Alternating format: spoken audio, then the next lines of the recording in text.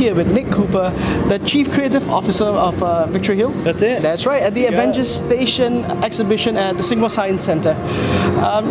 Nick, tell me a little bit about the exhibition itself.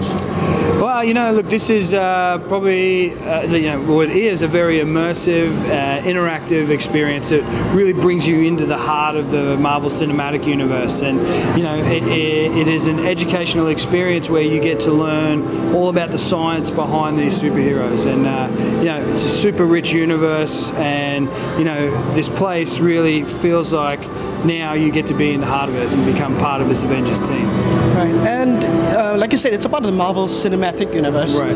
But what was it like reverse engineering characters? Yeah. Because, when Captain America was written, they gave him a set of powers. Right. I don't think too much thought was put into the science behind it. That's right. But now you're reverse engineering this character. So what was that process like? Yeah, man. I mean, it's amazing. I mean, it's funny because I met with Stan Lee once we'd gone through all of the the design and everything, and he goes, "Oh, I didn't realize I was so smart. I just used like gamma rays because it sounded awesome." So, but yeah, man, it was incredible, and I think that's one of the reasons why Marvel's so successful is that these characters are grounded in a scientific origin, and a lot of the advances in science are really starting to show in this content. And so things like epigenetic modification is now how we deconstruct the super soldier serum, and things like the Iron Man suit and exoskeletons. A lot of this technology is catching up, but this is that old adage of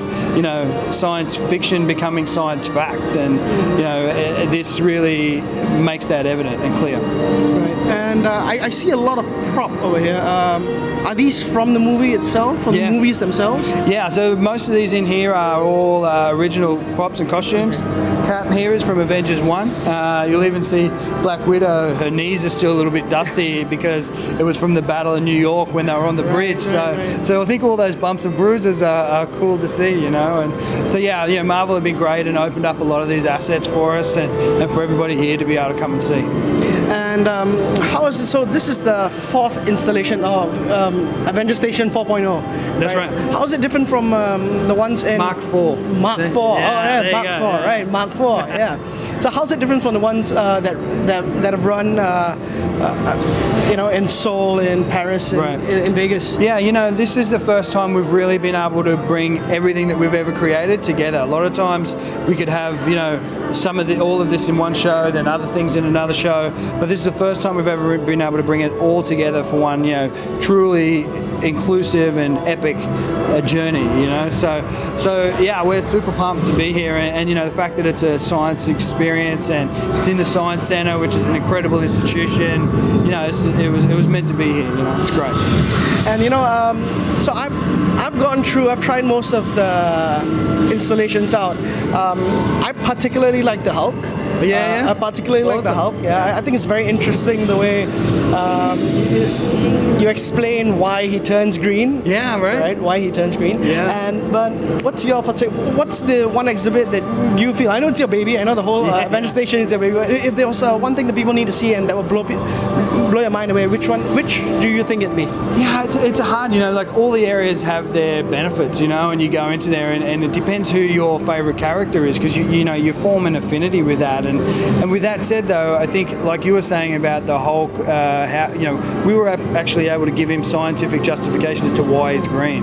Same with Cap. We're able to build why Cap is Cap. It's not just because he's a super buff dude. It's because he's got a big heart. And so we go into a lot of the increased brain connective tissue.